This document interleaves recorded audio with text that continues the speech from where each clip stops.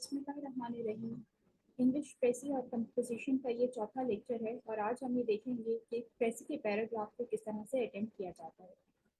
प्रेसी एक solid number का question है और अक्सर एस्पिरेंट ये पूछते हैं कि इसको कब करना चाहिए, यानी पेपर में इसको करने का नंबर क्या हो सकता है। मैं अपने एस्पिरेंट्स को हमेशा एक बात बताती हूँ कि जो भी क्वेश्चन लेंथी हो, जिसमें टाइम लगता हो, उसको आप एंड पे करें। इसलिए प्रेसी और कंपोजिशन में वाहिद एक क्वेश्चन ऐसा है जो कि प्रेसी और कंपोजिशन का खुद का अपना टॉपिक है। कोशिश ये करें कि आप इससे पहले जितने भी ग्रामर के छोटे छोटे क्वेश्चन हैं उनको कर लें और प्रेसी और कंपोजिशन जो है वो एंड पर करें। अब एग्जामिनर की दो तरह की अप्रोच होती है प्रेसी और कंपोजिशन को लेकर। या तो वो प्रेसी का पैराग्राफ अलग दे देता है और कंप्रीहेंशन का अलग दे देता है, दो पैराग्राफ्स आ जाते हैं। और कभी ऐसा भी होता है कि एक ही पैराग्राफ दे दिया जाता है, लेंथ वाइज थोड़ा सा ज़्यादा होता है, मगर इसमें क्या ऑप्शन होता है कि प्रेसी भी उसी पैराग्राफ की करनी होती है जिसकी जिसके जिसकी कंप्रीहेंशन करनी होती है।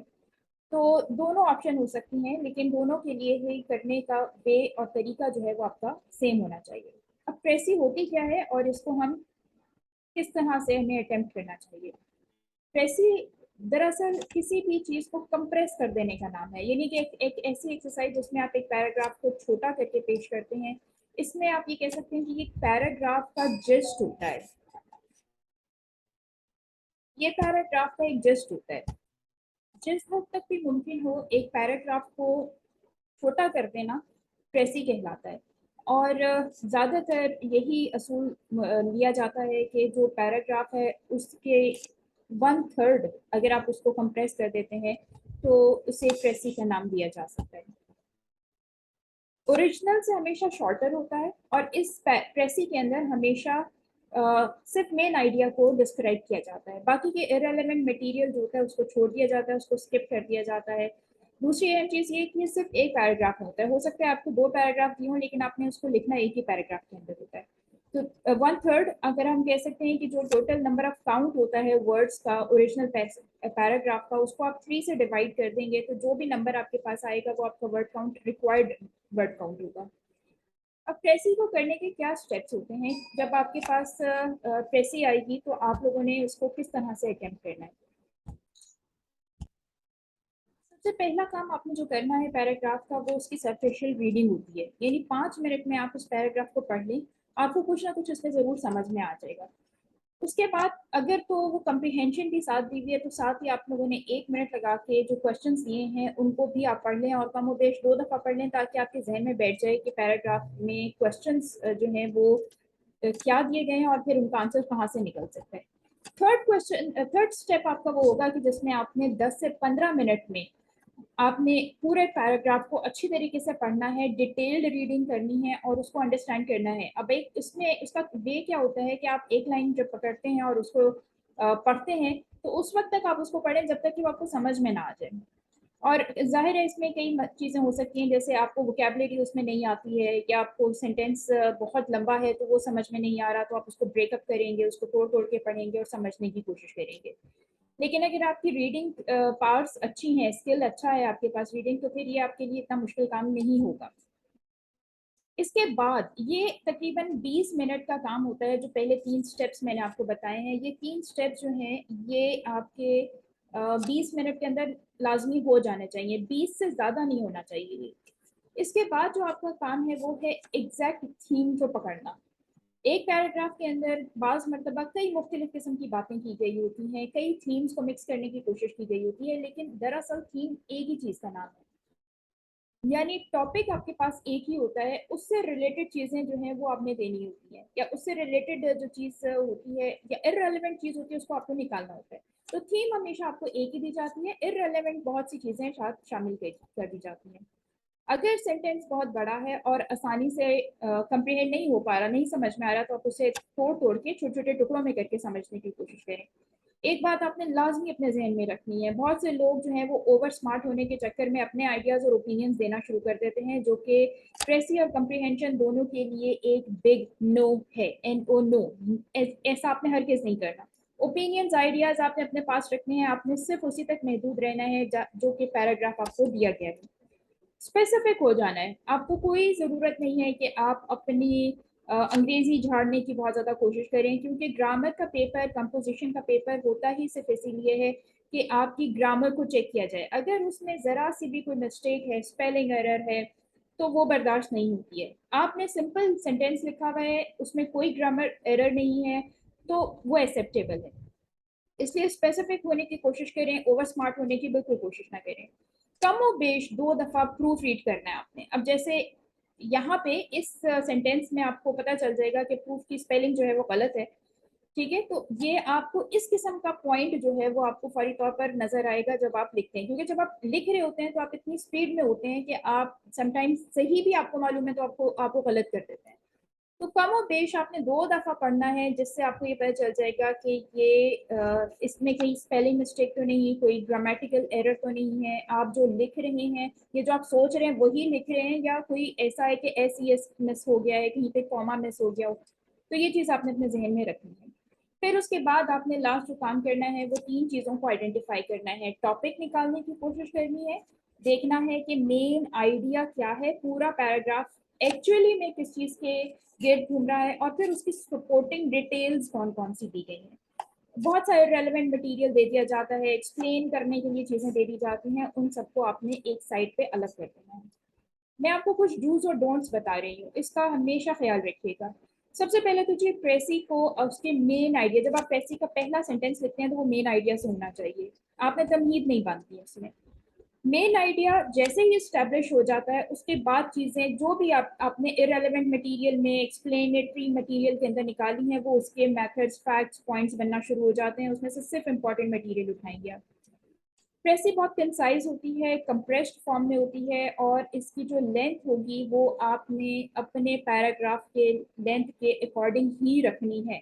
हो सकता है पैराग्राफ बहुत लेंथी हो, बहुत ज़्यादा हो, 400 वर्ड्स का आपको दे दिया जाए, तो आपको पता होना चाहिए कि आपने पैराग्राफ को कितने वर्ड्स में करना है। इसमें कोई भी important data, keyword, concept miss नहीं होना चाहिए। जितना इम्पोर्टेंट ये है कि आप रेलेवेंट पॉइंट्स लिखें, उतना ही इम्पोर्टेंट ये है कि जो इररेलेवेंट पॉइंट्स हैं उनको स्किप कर दिया जाए, उनको निकाला जाए। तो ये आइडेंटिफाई करना कि इररेलेवेंट डेटा कौन सा है, ये बहुत ज़रूरी है। सुपरफ्लुअस डेटा जो कि एक्स्ट्रा दिया होता है, जो एक्स्ट्रा सपोर्टिंग पॉइंट्स होते हैं, कोर आइडिया से उनको अलग करना प्रेसी का बहुत ही इंपॉर्टेंट स्टेप है। कोई ऐसी चीज़ जो कि हिस्ट्री से रिलेटेड है, हिस्टोरिकल डाटा है, उसको आपने हमेशा पास्ट टेंस में लिखना है। अच्छा, एक चीज़ और भी अपने जहन में रखिएगा कि ट्रेसी के अंदर एक बड़ी इंपॉर्टेंट चीज़ आती है। अक्सर पैराग्राफ के अंदर इन्वर्टेड कॉमास के अंदर डायरेक्ट एक स्पीच दी होती है, और जब प्रेसी कर रहे होते हैं एस्पेरेंट्स, तो वो उसी डायरेक्ट नरेशन को उसी फॉर्म में डायरेक्ट ही शक्ल में लिख देते हैं, जो कि बिल्कुल गलत है। आपने अगर डायरेक्ट फॉर्म में दिया हुआ है तो आपने उसको इनडायरेक्ट में करना है, या फिर आप अपने जहन में सिर्फ एक चीज़ बैठा लें कि जो आपकी प्रेसी होगी वो हमेशा इनडायरेक्ट स्पीच के अंदर होगी। पास्ट टेंस इस्तेमाल कर दें, बहुत सेफ हो जाएगा। आप प्रेसी का पैराग्राफ जब भी करें पास्ट फॉर्म में करते हैं, आसानी हो जाएगी आपको। अनटिल और अनलेस कि जो पैराग्राफ है आपका वो किसी यूनिवर्सल ट्रुथ के हवाले से दिया हो। यूनिवर्सल ट्रुथ में आपकी वो चीज़ें जो कि रोज़मर्रा में होती हैं, अगर जैसे सूरज निकलता है मशरिक से, मगरिब में गरूब होता है, तो ज़ाहिर आप उसको पास्ट में नहीं ले जा सकते। लेकिन अगर इस किस्म का कोई यूनिवर्सल ट्रुथ दिया है तो फिर तो ठीक है कि आप उसको प्रेजेंट टेंस के अंदर करें। वरना जितने भी पैराग्राफ्स हैं उसमें सबसे आसानी ये होती है कि आप उसको पास्ट टेंस में करते हैं, आपकी प्रेसी बेहतरीन हो जाएगी। क्या नहीं करना आपने, अपने ओपिनियंस, रिमार्क्स, क्रिटिसिज्म कुछ नहीं देना आपने। कोई अच्छा, जो फैक्ट और डेटा आप लोगों ने लिया है वो सिर्फ पैराग्राफ से होना चाहिए। यानी अगर आप सपोज कि आपके जो वर्ड काउंट है वो बहुत थोड़ा हो रहा है और आपके लिए ज़रूरी है कि कोई ना कोई फैक्ट और मटेरियल को शामिल किया जाए, तो जो इररेलेवेंट डाटा आपने निकाल के रखा है, आपने रखा है कि सपोर्टिंग और आर्गुमेंटेटिव और एक्सप्लेनेटरी किस्म का डाटा, इसमें से कुछ चीज़ें उठा के अपने वर्ड काउंट को पूरा कर दिया जाए, तो आपने वो सिर्फ पैराग्राफ से लेना है, अपने से नहीं बना लेने हैं। क्वेश्चन नहीं डालना कभी भी। कभी भी आपने पैराग्राफ, अगर इवन पैराग्राफ के अंदर भी क्वेश्चन अगर लिखा भी होगा और सवाल पे सवाल भी पूछे गए होंगे, तो वो सारे इररेलेवेंट होते हैं, वो पैराग्राफ की लेंथ को बढ़ा रहे होते हैं। आपने ये काम नहीं करना। और अगर इन केस कभी आपको करना भी पड़े तो उसको आपने क्वेश्चन मार्क लगा के नहीं करना, आपने उसको एक स्टेटमेंट के अंदर करना है। उसकी एक स्टेटमेंट बना देनी है। वो क्वेश्चन इंटेरोगेटिव सेंटेंस आपने इस्तेमाल नहीं करना। कॉन्ट्रैक्शंस और अब्रिविएशंस जो हैं वो इस्तेमाल नहीं की जाती हैं। अगर कॉन्ट्रैक्शन लिखी है, जैसे फर्ज करें कि ही आपका पैराग्राफ आया है नैब के ऊपर और वो NAB नैब इस्तेमाल करें, आपने NAB इस्तेमाल नहीं करना, आपने नेशनल अकाउंटेबिलिटी ब्यूरो पूरा ही इस्तेमाल करना है, लेकिन इसको बार बार इस्तेमाल करने को अवॉइड कीजिएगा। जर्की नहीं होना चाहिए आपका पैराग्राफ। ऐसा ना हो कि एक जब अक्सर ऐसा होता है कि एस्पिरेंट जब पैराग्राफ लिख रहे होते हैं तो उसके अंदर 2 से 3 और 4 किस्म के कॉन्सेप्ट्स और बातें की जा रही होती हैं, तो वो कभी एक से दूसरे पॉइंट पे जंप कर जाते हैं, दूसरे से तीसरे पे कर जाते हैं।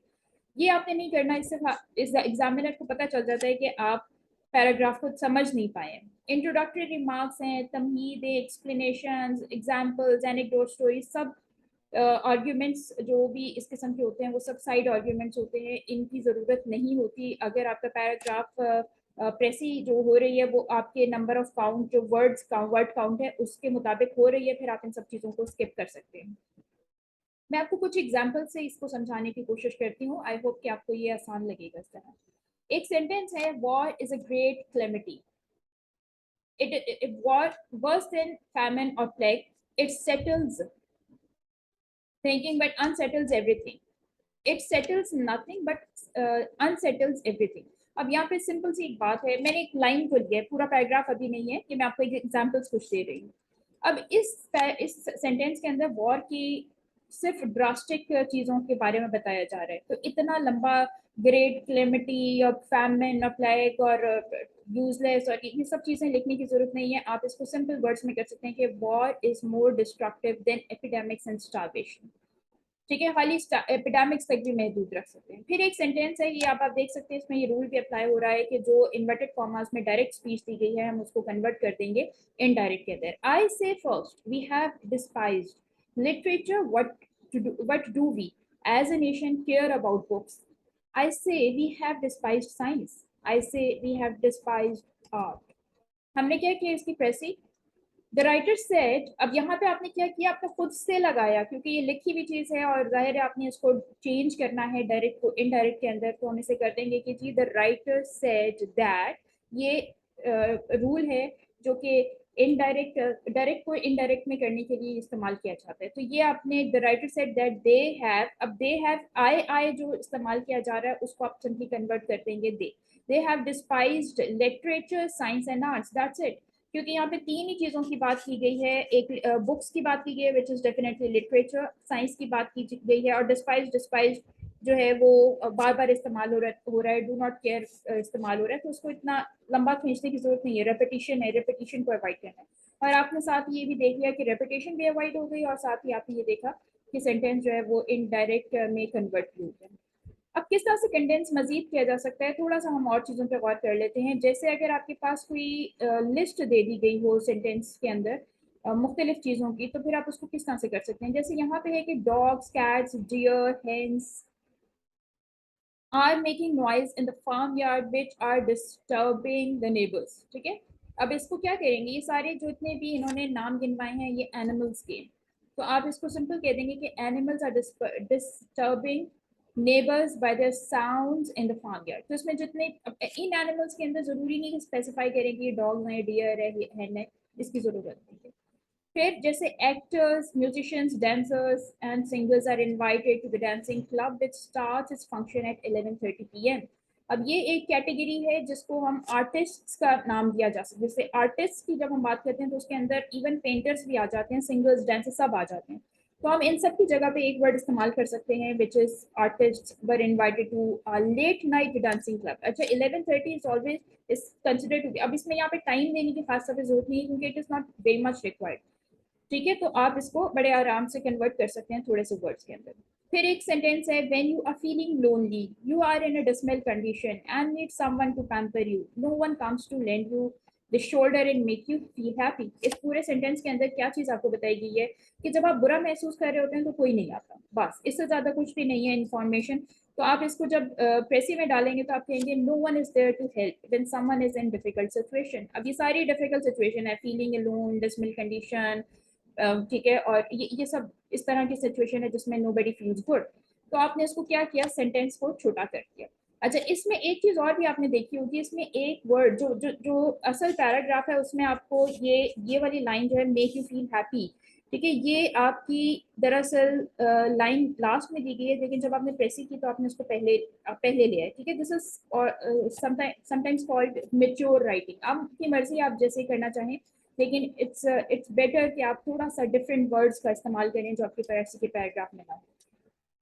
एक सीक्रेट है प्रेसी को अच्छा करने का, और वो है वन वर्ड सब्स्टिट्यूशन, और ये आपको लर्न करनी पड़ेगी। जैसे यहाँ पे एक सेंटेंस है, you are liable to be called upon to explain your action, ठीक है। क्या है कि तुम पे जिम्मेदारी है कि तुम्हें बुलाया जाए तो तुम अपने एक्शन के ऊपर जवाब दो। तो सिंपल वर्ड इसके लिए अकाउंटेबल का इस्तेमाल किया जा सकता है, you are accountable for your actions, ठीक है। तो ये वन वर्ड सब्स्टिट्यूशन आपने लगाया किस चीज के लिए, liable to be called upon, इस पूरे के लिए आपने सिर्फ अकाउंटेबल लगा दिया। He is an extremely generous in his spending and is always ready to pay others' debt.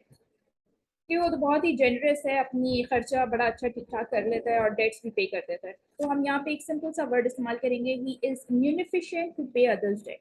ये म्यूनिफिशिएंट एक्चुअली किसको रिप्लेस कर रहा है, extremely generous in his spending, ठीक है। तो इस पूरे सेंटेंस को उसने एक ही वर्ड के अंदर एक्सप्लेन कर दिया। His actions are easily controlled by others. He is not suitable for this position. तो यहाँ पे easily controlled by others के लिए बड़ा सिंपल वर्ड इस्तेमाल किया जा सकता है, docile. He is docile and not suitable for this position. यानी docile का मतलब ऐसा शख्स होता है जो कि इन्फ्लुएंस होता रहो किसी से। तो यहाँ पे आपने देखा कि एक वन वर्ड सब्स्टिट्यूशन से, यानी जैसे अकाउंटेबल लगाने से, म्यूनिफिशिएंट लगाने से, docile लगाने से आपके जो सेंटेंसेस हैं वो कितने शॉर्ट हो गए। तो ये वन वर्ड सब्स्टिट्यूशन जरूर देखिए, आप प्रेसी के लिए भी इंपॉर्टेंट है और आपकी अपनी मेच्योर राइटिंग में बड़ी इंपॉर्टेंट है। फिर इसके बाद एक वे हम इस तरह से भी कंडेंस कर सकते हैं किसी भी पैराग्राफ को, by using figurative language into simple one. बहुत ही फ्लावरी किस्म की लैंग्वेज हो, बहुत ही जैसे बहुत मुश्किल वर्ड्स और मुश्किल कॉन्सेप्ट्स बना के डाले हुए हों, तो फिर आप उसको सिंपल वर्ड्स के अंदर कन्वर्ट करके भी उससे कंडेंस कर सकते हैं। जैसे I have grown to feel that the ambition which we preach and success for which we prepare are very often nothing but a missing of a simple road, a trouble wandering among thorn bypaths and dark mountains। क्या घुमा फिरा के बात की गई है, ये सारी फिगरेटिव लैंग्वेज को आप बड़े सिंपल लफ्जों में कह सकते हैं। I feel that the ambition and the success we aim at often take us away from the right path। कि जितनी भी ambitions और success होती हैं and involve us in difficulties, ये एम्बिशंस हमारे जितने भी होते हैं ये बाज़ मरतबा क्या करते हैं, और जो सक्सेस होती है बाज़ मरतबा हमें हमारे सही रास्ते से हटा के मुख्तलिफ जगहों पे ले जाते हैं। तो ये जो bypath and dark mountain और ये wandering among thorn bypath, ये सारे फजूल चीज़ें हैं, ठीक है। इसको आपने सिंपल क्या कर दिया, डिफिकल्टीज के अंदर कन्वर्ट कर दिया और सिंपल सेंटेंस वर्ड्स में भी आपने कन्वर्ट कर दिया। तो this is how you convert और you condense a sentence into a simple one. ना सिर्फ सिंपल हो जाता है बल्कि ये प्रेसी में भी आपको मदद देगा। चलिए जी, ये पैराग्राफ है और मैं इस पैराग्राफ की प्रेसी आपके सामने लेकर आई हूँ कुछ, तो हम इसको थोड़ा सा देख लेते हैं। ये टोटल 200 वर्ड्स, ऑलमोस्ट 200 वर्ड्स हैं, और इनको काउंट कैसे करना होता है इसका थोड़ा सा मैं आपको एक मिसाल दे देती हूँ, या मैं आप कह लें कि मैं एक तरीका बता देती हूँ। आपने करना ये है कि आपने पहले 2 से 3 जो सेंटेंसेस होते हैं इनको काउंट कर लें कि कितने। जैसे यहाँ पे मैं अगर देखूँ तो ये 1, ठीक है, ये 2, 3, 4, 5, 6, 7, 8, 9 और ये 10। तकरीबन फर्स्ट सेंटेंस के अंदर हमारे पास जो वर्ड्स दिए गए हैं वो 10 हैं, ठीक है। फिर उसके बाद दूसरे सेंटेंस में 1, 2, 3, 4, 5, इंस्पाइट हमेशा एक वर्ड काउंट होता है, लेकिन बार 1, 2, 3, 4, 5, 6, फिर 7, 8, 9, 10 एंड 11। ये 11 सेंटेंस वर्ड्स दे दिए गए हैं इस लाइन के अंदर। फिर उसके बाद है जी सेल्फ गवर्नमेंट वाला 1, 2, 3, 4, 5, 6, 7, 8, 9, 10 और तकरीबन 11, ठीक है। तो ये आप देख सकते हैं कि एवरेज जो है वो आपके पास 11 वर्ड्स या 10-11 वर्ड्स जो है वो बन रहे हैं। तो हम ये मान लेते हैं कि ये 10 वर्ड्स हैं, सपोज कि ये 10 हर सेंटेंस के अंदर 10 के करीब होगा, उसमें कुछ कम भी हो सकते हैं, ज़्यादा भी हो सकते हैं। अब आपने नंबर ऑफ लाइन्स काउंट कर लेनी है कि कितनी है। जैसे यहाँ पे हमारे पास 1, 2, 3, 4, 5, 6, 7, 8, 9, 10, 11, 12, 13, 14, 15, 16, 17 के करीब हमारे पास लाइनें हैं। तो आप ये जो और हर लाइन के अंदर अगर आपके पास वर्ड्स, हर लाइन में अगर आपको जो वर्ड्स दिए गए हैं वो अंदाज़ा लगा लें कि वो 10 है, तो 17 लाइंस जो हैं उसमें 170 के करीब आप इसको मल्टीप्लाई कर देंगे तो आपके पास 170 आ जाएगा। ये एक रफ एस्टिमेट है। अगर फर्ज करें कि आपके पास बहुत ही टाइम बचा हुआ है एग्जाम में, तो आप ये काम कर सकते हैं कि आप पूरा इसी तरह से काउंट कर लें जो टोटल वर्ड्स हैं, ठीक है। लेकिन मैं आपको ये बताऊँ, ये 170 वर्ड्स में कुछ प्लस माइनस 15 to 20 वर्ड्स हो सकते हैं, ठीक है। आप इसमें प्लस माइनस कर सकते हैं। वैसे ये प्लस में ही जाएगा, माइनस में कम ही जाता है कि माइनस में हो जाए वर्ड्स, लेकिन ये प्लस में ही जाएगा। तो ये +-20 आप इसको कह सकते हैं। तो आपके राउंड अबाउट जो वर्ड्स बनते हैं वो तकरीबन 200 के करीब बन जाते हैं। ये 190 के अंदर है बेसिकली, लेकिन मैंने इसको 200 इसलिए लिखा है कि आप अंदाज़ा रहे, क्योंकि बहुत कोई एग्जैक्ट चीज़ नहीं होती है। अब आप इस 200 को जब डिवाइड करते हैं तो आपके पास 67 वर्ड्स आते हैं। 67 वर्ड्स में आपने अपनी प्रेसिंग करनी है, लेकिन जो प्रेसिंग हम लोगों ने की है वो है 68 वर्ड्स के अंदर, ठीक है। तो ये 68 वर्ड्स, आपका जो एग्जैक्ट फिगर 67 का भी अगर आया है तो आप उससे भी 5-10 ऊपर नीचे जा सकते हैं। तो this is how you do your pressing. आपने प्रेसी के लिए अपने पैराग्राफ को किस तरह से आइडेंटिफाई करना है ये आपको मैंने यहाँ पे बता दिया है। अब मैं थोड़ा सा आपको ये बताती हूँ कि ये प्रेसी जो है वो किस तरह से की जाएगी। बेटर इज़ कि हम इसको नेक्स्ट लेक्चर में कर लें, क्योंकि ये लेक्चर बहुत ज़्यादा हो चुका है लंबा, लेंथी। तो मैं इसका पार्ट 2 जो है वो अपलोड करूँगी कल इंशाल्लाह। आप इससे कनेक्टेड रहिएगा, और जितने भी अभी तक हमने कॉन्सेप्ट पढ़े हैं उन सबको एक दफ़ा रिवाइज ज़रूर कर लीजिएगा, उसको देख लीजिएगा, अपने जहन में बिठा लीजिएगा, ताकि जब हम इस पैराग्राफ को करें तो आपको कोई परेशानी ना हो और आप आसानी से जो है वो देख सकें कि हमने क्या किया। आप लोगों का बहुत शुक्रिया कि आप लोग पसंद कर रहे हैं लेक्चर्स को, और मुझे अच्छे मैसेजेस भी देते हैं। कुछ मैसेजेस में मुझे अच्छा फीडबैक भी मिल रहा है, बल्कि मुझे इम्प्रूव करने के लिए भी कुछ पॉइंट्स ज़रूर मिल जाते हैं। आई बिलीव कि वो तमाम स्टूडेंट जो कि बहुत ज़्यादा फीसें अफोर्ड नहीं कर सकते हैं एकेडमीज़ की, कुछ लेक्चर्स ये हैं जो कि आपको हेल्प कर सकते हैं आपकी प्रिपरेशन में। आप इस चैनल को ज़रूर सब्सक्राइब कर दें, इसको लाइक करें। और मैं एक चीज़ हमेशा कहती हूँ कि एस्पिरेंट्स को लाजमी तौर पर ये चाहिए कि जब वो लेक्चर देखें तो अपने लेक्चर लेने के बाद लाजमी तौर पे अपने साथियों के साथ उसको डिस्कस करें। जितना आप डिस्कस करेंगे आपका विजन उतना ही ज़्यादा स्ट्रॉन्ग होगा। Thank you so very much. अल्लाह हाफ़िज़।